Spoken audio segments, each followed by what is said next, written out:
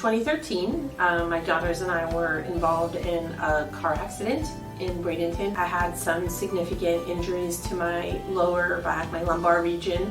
And then in 2019, I unfortunately was involved in another car accident. The second accident was more substantial for the injuries on my spine. So I had some facet joint issues and some herniations in my lumbar spine. Chronic pain was a whole new animal to me, where it affected everything. And when I say everything, I mean things like, I was a fairly optimistic person, kind of outgoing and upbeat, where I felt like depressed and sort of wanting to not participate in life because frankly it hurt.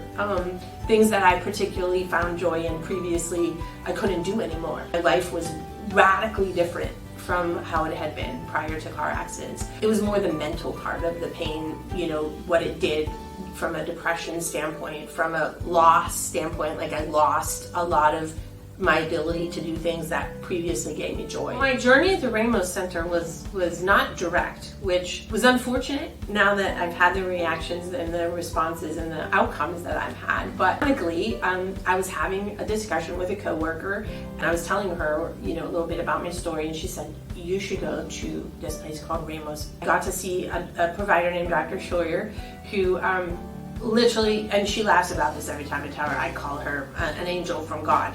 And she might say, well, that's a little dramatic, but truly it changed everything for me.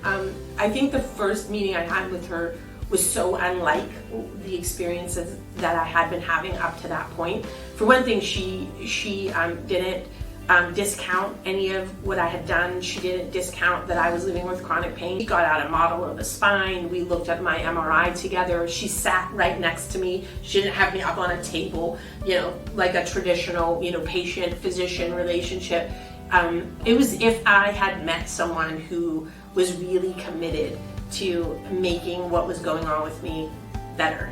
She said, well, my goal is to get you back to doing the things that you love. I had a series of injections in my back under sedation, and those were sort of what she liked to call a test, meaning that if I received and could, after a few hours of having those injections, say what my pain level was, that we had isolated the area that was the offender that was causing the pain, and then she would go ahead and perform a radio frequency ablation to kind of kill the nerves. So the pain would still be there, but the pathway between my brain and, I'm having back pain would be interrupted, and I wouldn't really feel it anymore. So it was a while. It was over a course of a few months where, you have to, because you're having sedation and all that. They do them every, 3 or 4 weeks, the tests, and then once the tests are successful, then she scheduled the actual procedures, and I had one for one side and another procedure for the other side. I wouldn't say that I'm pain-free, but I would say that my pain went from a near constant 7, 8, some days 9, down to a 2 or a 3. So now I can live my life again. I mean, I'm okay with a little pain, and I told her that. I said, even if you can't get me 100% pain-free, if you can just knock it down a few notches, I will consider that a really big win. And so now whenever I meet anyone who says, I have a neck thing or a back thing, and I say, you gotta call my girl.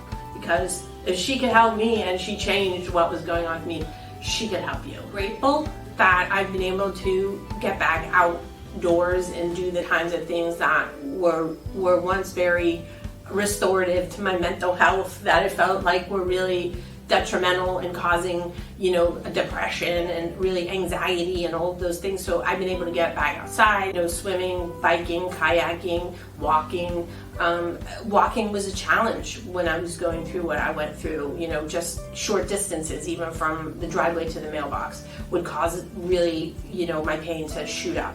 And that isn't true anymore. I can walk a few miles, 3, 4 miles, and not have any problem whatsoever. So to me, that has been the biggest blessing of all of it, is that I've been able to be able to get my life. I think the 3 words, when I think about Dr. Shroyer, the 3 words that come to mind are, empathetic,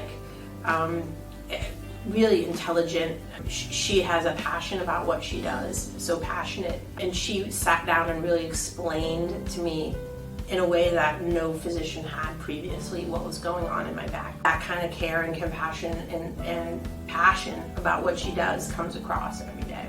They, I think, really treat people with dignity and kindness because they have empathy for how people are living life with chronic pain. I'm grateful to my friend for sending me to you, and I'm grateful for Dr. Shroyer for what she did.